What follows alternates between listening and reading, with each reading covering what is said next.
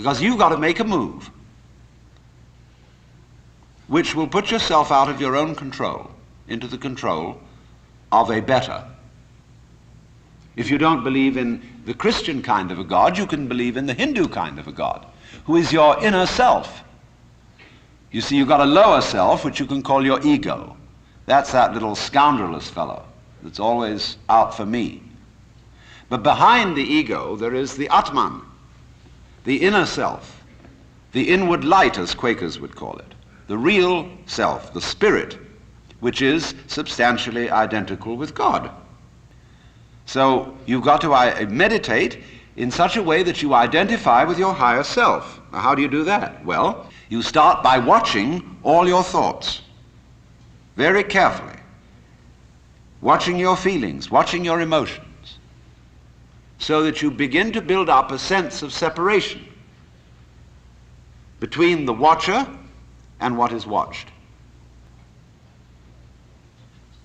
so that you are, as it were, no longer carried away by your own stream of consciousness. You remain the witness, impassively, impartially, suspending judgment and watching it all go on.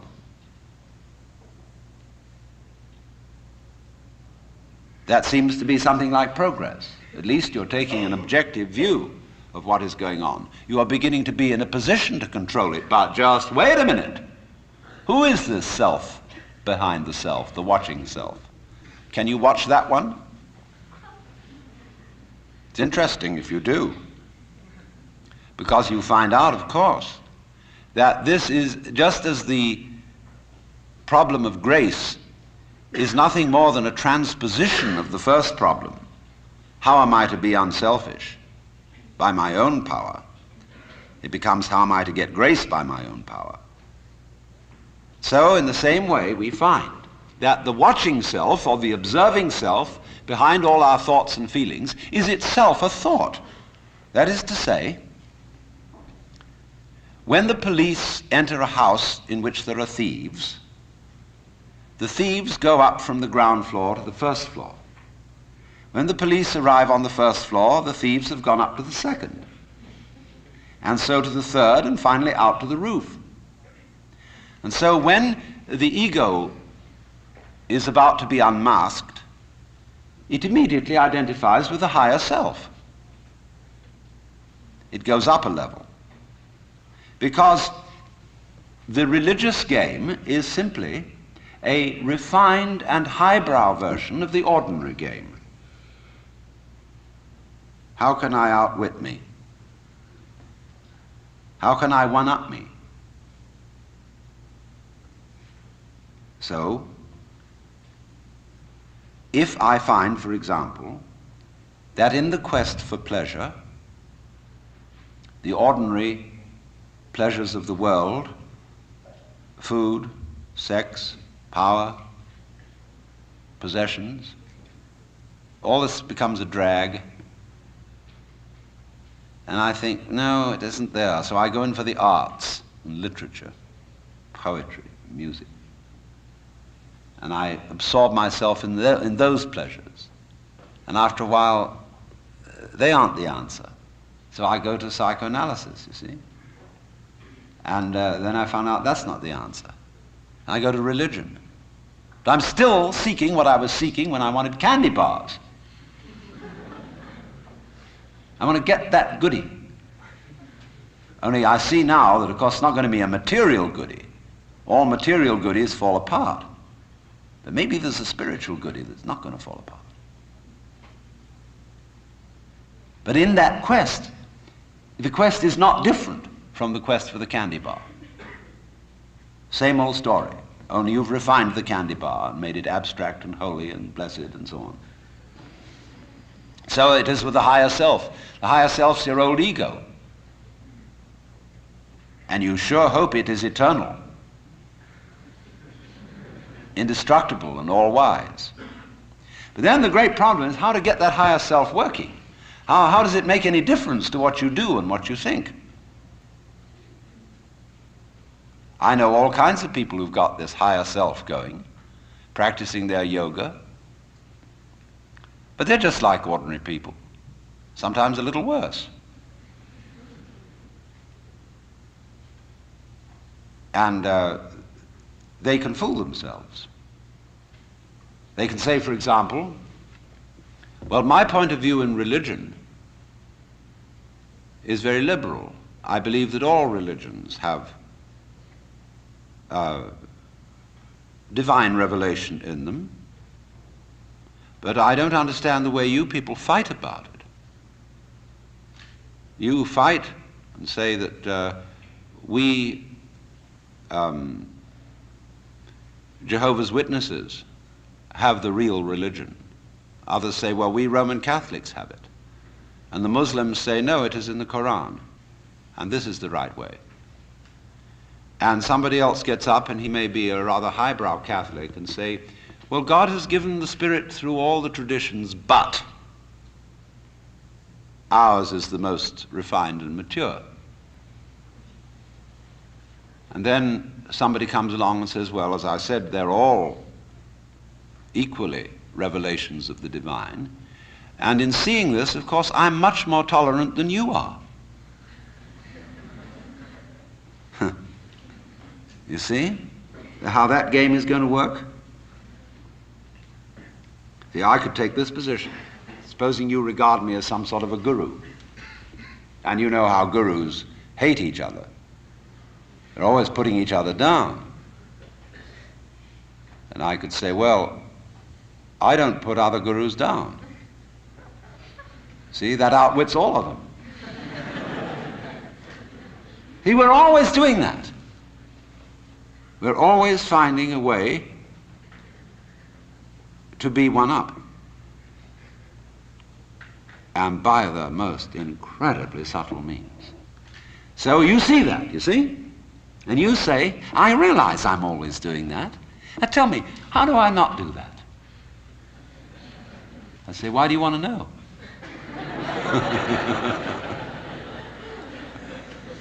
Well, I'd be better that way.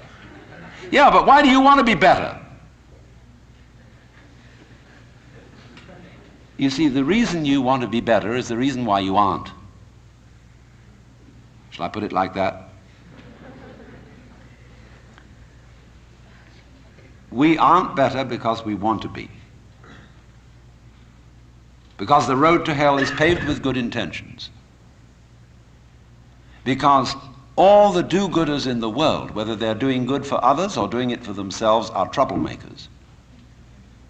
On the basis of kindly let me help you or you'll drown, said the monkey, putting the fish safely up a tree.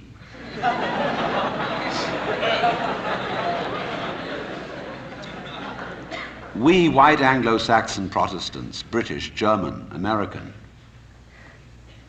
have been on a rampage for the past 100 or more years to improve the world.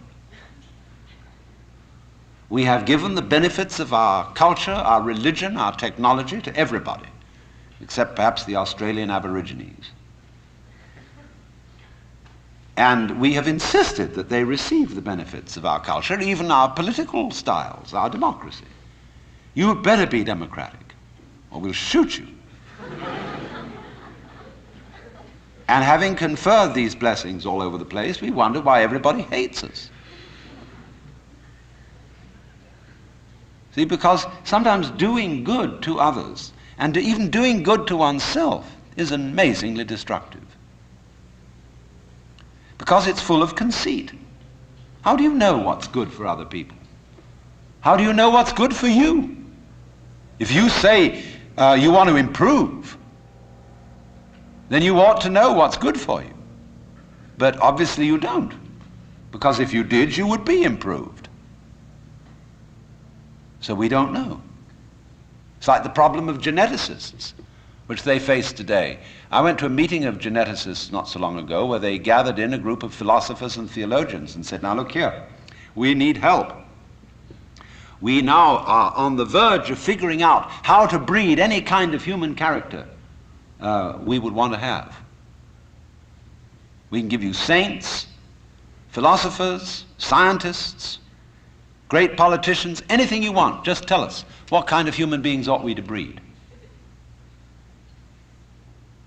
So I said, how will those of us who are genetically unregenerate make up our minds what genetically generate people might be? Because I'm afraid very much that our selection of virtues may not work. It may be like, for example, this new kind of high-yield grain which is made and which is becoming ecologically destructive. When we interfere with the processes of nature and breed efficient plants and efficient animals, there's always some way in which we have to pay for it. And I can well see that eugenically produced human beings might be dreadful. We could have a plague of virtuous people. Do you realize that? Any animal considered in itself is virtuous. It does its thing, but in crowds they're awful. Like a crowd of ants or locusts on the rampage. They're all perfectly good animals, but there's just too much. I could imagine a perfectly pestiferous mass of 1 million saints. So I said to these people, look, there's the only thing you can do. Just be sure that a vast variety of human beings is maintained. Don't please breed us down to a few excellent types. Excellent for what? We never know how circumstances are going to change and how our need for different kinds of people changes.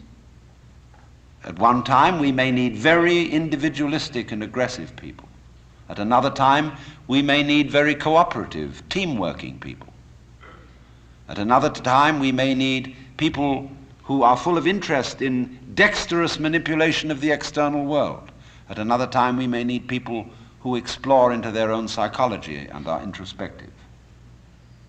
There is no knowing, but the more varieties and the more skills we have, obviously, the better.